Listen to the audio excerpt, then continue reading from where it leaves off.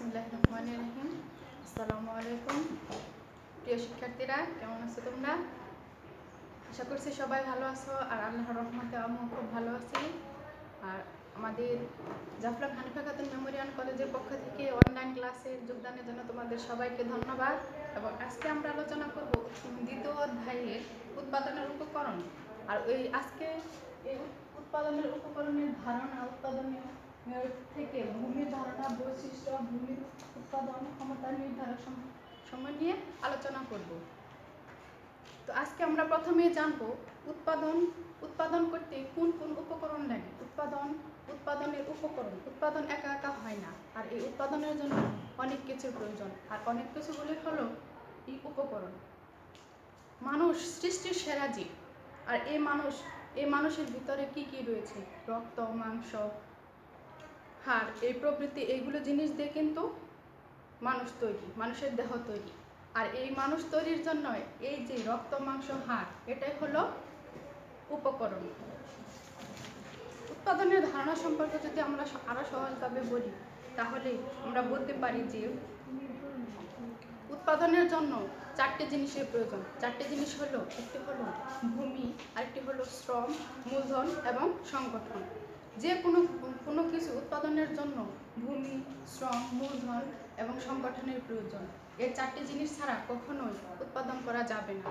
আর এই চারটি জিনিসও হলো উৎপাদনের উপকরণ। এখন আমাদের প্রথমে জানতে হবে ভূমিটা কি। ভূমি কি? তো আমরা জানি ভূমি বলতে সাধারণত মাটিকেই বোঝায়, কিন্তু অর্থনৈতিকভাবে ভূমি বলতে শুধু মাটিকেই বোঝায় না। মাটি বাদেও এর আলো, বাতাস, পানি, বায়ু, জলবায়ু যা কিছু আছে, প্রকৃতির থেকে যা কিছু আমরা পাই, সেটাই হলো ভূমি। এটা হলো অর্থনৈতিক ভাষায়। কিন্তু সাধারণ ভাষায় হলো ভূমিটা হলো মাটি, কিন্তু অর্থনৈতিক ভাষায় ভূমিটা হলো প্রকৃতির থেকে পাওয়া যে সম্পত্তি, সেগুলো। শুধু ভূমির থেকে উৎপাদন হবে না, এর সাথে শ্রমের প্রয়োজন। তাই দ্বিতীয় উপকরণটা হলো শ্রম। শ্রম দুই প্রকারের হতে পারে, সেটা দৈহিক হতে পারে এবং মানসিক হতে পারে। শ্রমিকের, কর্মচারীদের শ্রমটা হলো দৈহিক শ্রম। এরা পরিশ্রম করে, পরিশ্রমের বিনিময়ে এরা কি করে? দিন মজুর হিসেবে কাজ করে, অর্থ উপার্জন করে, মজুরি পায়।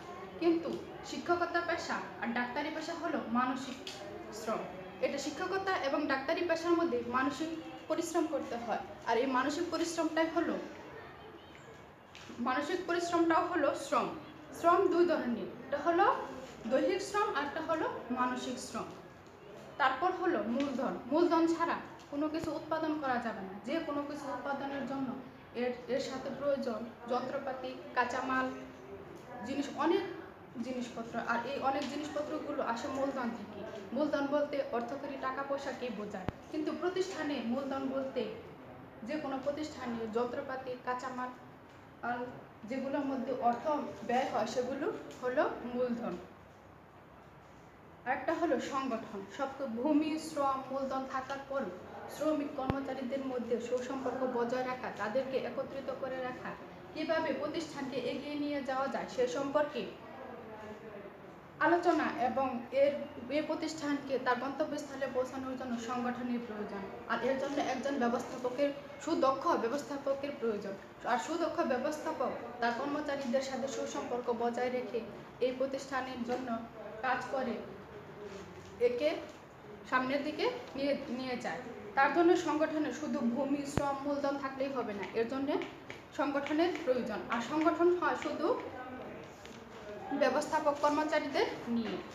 এখন আমরা আলোচনা করব ভূমি সম্পর্কে। পাঠ নং 2, ভূমি সম্পর্কে আলোচনা করব।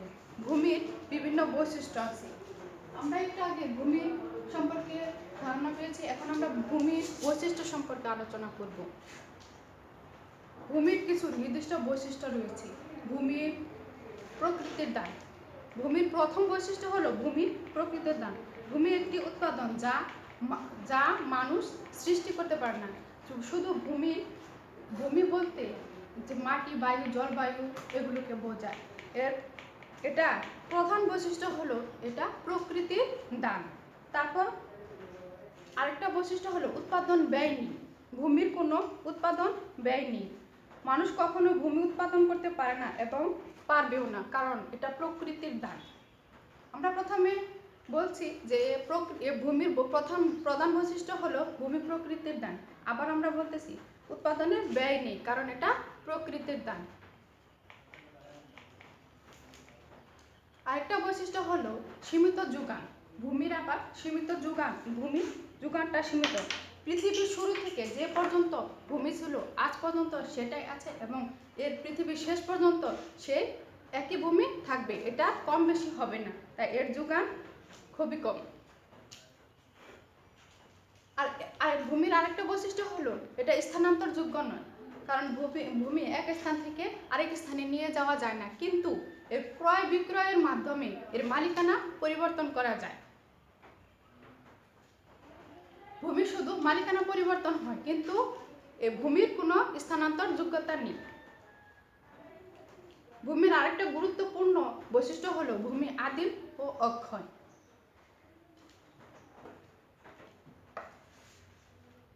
ডেভিড রিকার্ডোর মতে ভূমি আদিম ও অক্ষয়। আর এই ডেভিড রিকার্ডো এই ভূমি আদিম ও অক্ষয়, ভূমি যে আদিম এবং অক্ষয় এ সম্পর্কে অনেক তথ্য উপস্থাপন করেছে। ভূমির আবার আরেকটা বৈশিষ্ট্য হলো গুণগত বিভিন্নতা। ভূমির গুণগত বিভিন্নতা রয়েছে, কারণ এই ভূমির এক স্থানে এর মূল্য বেশি, আবার আরেক স্থানে এর মূল্য বেশি। উৎপাদন ক্ষমতার উপর ভিত্তি করে এই ভূমির এক স্থানের মূল্য বেশি হয়, আবার আরেক স্থানের মূল্য কম হয়।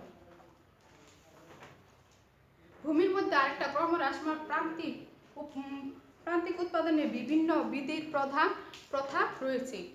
ভূমি ক্রমহ্রাসমান প্রান্তিক উপযোগের বিধির প্রভাবটা ফেলে বিভিন্ন ব্যবহার। এছাড়াও ভূমির বিভিন্ন ব্যবহার রয়েছে, যে ব্যবহারগুলো এই ভূমির বৈশিষ্ট্য থেকে আমরা খুব সহজে জানতে পারি এবং শিখতে পারি। এখন আমরা আলোচনা করব ভূমির উৎপাদন ক্ষমতা নির্ধারক সমূহ। ভূমির যে উৎপাদন ক্ষমতা আছে সেটা নির্ধারক, ভূমির যে একটা উৎপাদন ক্ষমতা আছে সেই নির্ধারক সম্পর্কে আমরা এখন আলোচনা করব। ভূমির উৎপাদন ক্ষমতার প্রথম নির্ধারক সমূহের মধ্যে প্রথমটা হলো ভূমির প্রকৃতি। ভূমিটা কিরকম আমরা আগে আলোচনা করেছি যে ভূমির প্রকৃতির দান। আর এই ভূমির নির্ধারক সমূহ হলো, প্রথমটা হলো ভূমির প্রকৃতি, ভূমির অবস্থান, দ্বিতীয়টা হলো ভূমির অবস্থান। ভূমির অবস্থান ভূমি উৎপাদন ক্ষমতা নির্ধারক সমূহের প্রধান একটি বিষয়। ভূমির অবস্থান বলতে সমতল ভূমি, উঁচু ভূমি, নিচু ভূমি, পাহাড়ি ভূমি এগুলোর উপর ভিত্তি করে ভূমির অবস্থান নির্ণয় করা হয়। জলবায়ু। অর্থনীতিতে ভূমি বলতে প্রাকৃতিক দানকে বোঝায়। মানুষের জন্য এরূপ দান সৃষ্টিকর্তার পক্ষ থেকে বিশেষ উপহার। মাটি, পানি, বায়ু এগুলোই হলো ভূমি। প্রযুক্তির ব্যবহার। ভূমির মধ্যে প্রযুক্তির ব্যবহার করে এরকে উন্নত করা হয়, এর প্রতিশোধন করা হয়। এখন মাটি এক এক জায়গায় এর উর্বরতা ক্ষমতা বেশি, আবার এর একই ফসল বারবার উৎপাদনের ফলে এর উর্বরতা ক্ষমতা কমে যায়, তাই সেখানে এক ভূমিতে বারবার এক ফসল উৎপাদন করা যাবে না। এর প্রযুক্তির ব্যবহারের মাধ্যমে সার প্রয়োগ করে এগুলোকে উৎপাদন ক্ষমতা বাড়ানো, উর্বরতা বাড়ানোর পরে তারপরে এগুলোর মধ্যে ফসল ফলাতে হবে। ভূমির উৎপাদন ক্ষমতা নির্ধারক সমূহের মধ্যে আরেকটা গুরুত্বপূর্ণ বিষয় হলো মানবিক প্রচেষ্টা। মানবিক প্রচেষ্টা হলো দেশে যে কোনো জিনিসের উৎপাদন ক্ষমতা বাড়ানোর জন্য এর প্রযুক্তির ব্যবহার, অর্থনৈতিক ব্যবহার এগুলো ব্যবহার করে ভূমির উৎপাদন ক্ষমতা বাড়াতে হবে। আজকে আমরা এই পর্যন্ত আলোচনা করলাম এবং আগামী ক্লাসে শ্রম সম্পর্কে আলোচনা করব এবং এই ভূমি সম্পর্কে কোনো সমস্যা হলে তোমরা প্রশ্ন করতে পারো এবং পরীক্ষার জন্য প্রস্তুতি নেবে। নভেম্বরের শেষ সপ্তাহে আমাদের পরীক্ষা, অবশ্যই তোমরা বেশি বেশি করবে এবং আমাকে জানাবে কোনো সমস্যা হলে, অবশ্যই আমি তোমাদেরকে সলভ করব। আল্লাহ হাফিজ।